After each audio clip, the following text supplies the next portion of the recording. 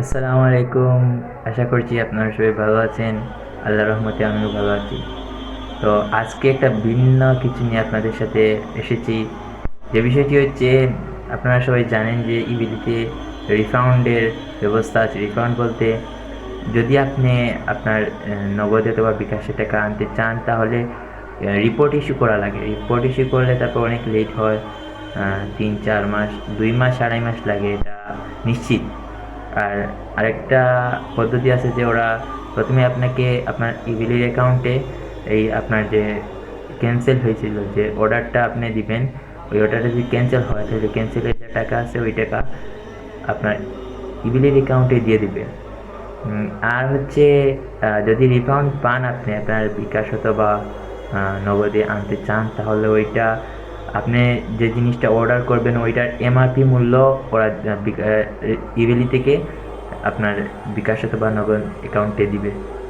তো আমার যে বিষয়টি হচ্ছে, আমি আমার ইবেলির প্রথম অর্ডার একটা 5 লিটারের একটা তেল অর্ডার করছিলাম।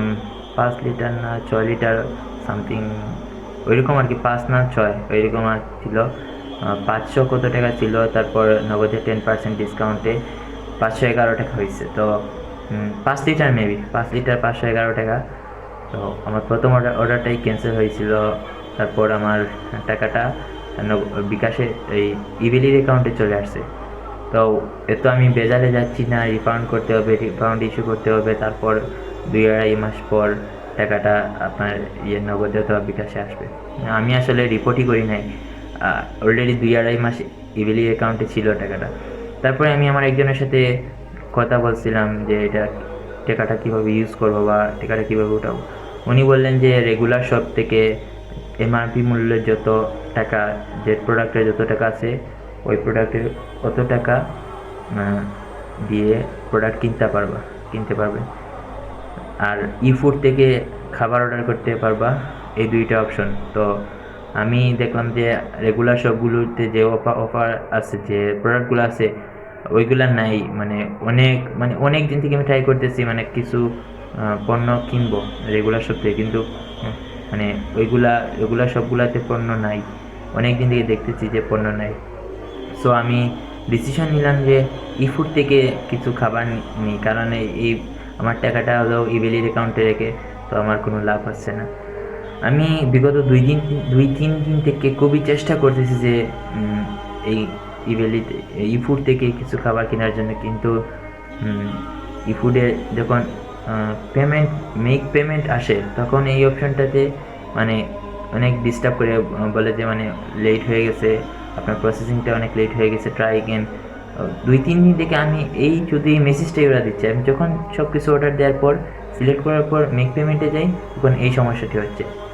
তো এখন বাজে রাত হচ্ছে 9টা 20। আমি 9টা 8-এর দিকে ইবেলি অ্যাপসে একবার ঢুকছি। তো এমনি দেখতেছি রেগুলার শপে কি কোনো পণ্য আছে কি না, তখন দেখতেছি নাই। তারপর দেখতেছি ফুড, এমনিতে ঢুকলাম ফুডে। এমনিতে ঢোকার পর আমি যে টার্গেট ছিল যে ওই প্রোডাক্টগুলো আমি আনবো ফুড থেকে, খাবারগুলো আনবো ফুড থেকে, হঠাৎ দিলাম, বা এখন থেকে হয়ে গেছে মেক পেমেন্টটা, খুবই তাড়াতাড়ি হয়ে গেছে, কনফার্ম হয়ে গেছে। আর এখন বাজে 9টা 8, আর এখন হচ্ছে 9টা 20। তো এই 12 মিনিটের মধ্যে কনফার্ম করে আমাকে যে ডেলিভারি ম্যান, উনি আমাকে কল দিয়েছেন যে ভাই আপনার বাসা কোথায়। আমি মিরাজান মিঠাই থেকে কিছু পণ্য খাবার আনাইতেছি। তো উনি মিঠাই গেছেন আর আমার বাসায় আসতেছেন। তো এই হচ্ছে আজকের আর এই ডেলিভারি ম্যানে আমাকে খাবার দেওয়ার পরে অবশ্যই আপনাদেরকে দেখাবো কী কী দিছে মিঠাইয়ের। অবশ্যই মিঠাই এগুলা পণ্য প্রোডাক্টের জিনিসগুলা পরিমাণটা কম থাকে, কিন্তু দাম বেশি, এটা তো সবাই জানেন। তো আমি 511 টাকা ছিল আমার ইবেলির অ্যাকাউন্টে, আমি 510 টাকার খাবার অর্ডার করি। তো আমি এখন অপেক্ষা করতেছি যে কখন ইবেলির ডেলিভারি ম্যান আসবে, ততক্ষণ পর্যন্ত অপেক্ষাই করি। আর আপনাদেরকে বাদ বাকি কী হয়েছে পুরোটাই দেখাবো, আমার সাথেই থাকবেন। আমার ডেলিভারি ম্যান কল দিচ্ছে, এখন আমি যাচ্ছি আমার সেই কাঙ্ক্ষিত খাবারগুলো আনার জন্য।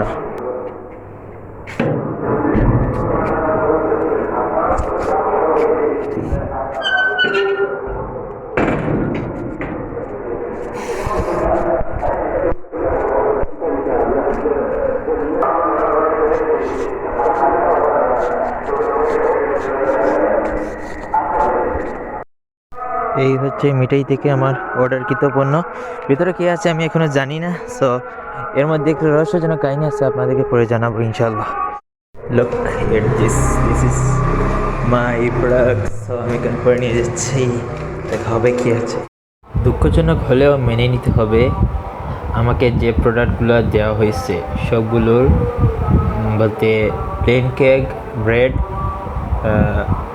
আর তো খিচুড়ি, ওই খিচুড়ি তো এখন খেয়ে ফেলবো, আর প্লেন কেক আর ব্রেডের আগামীকালকেই ডেট এক্সপায়ার, মানে আগামীকালকেই ডেট শেষ।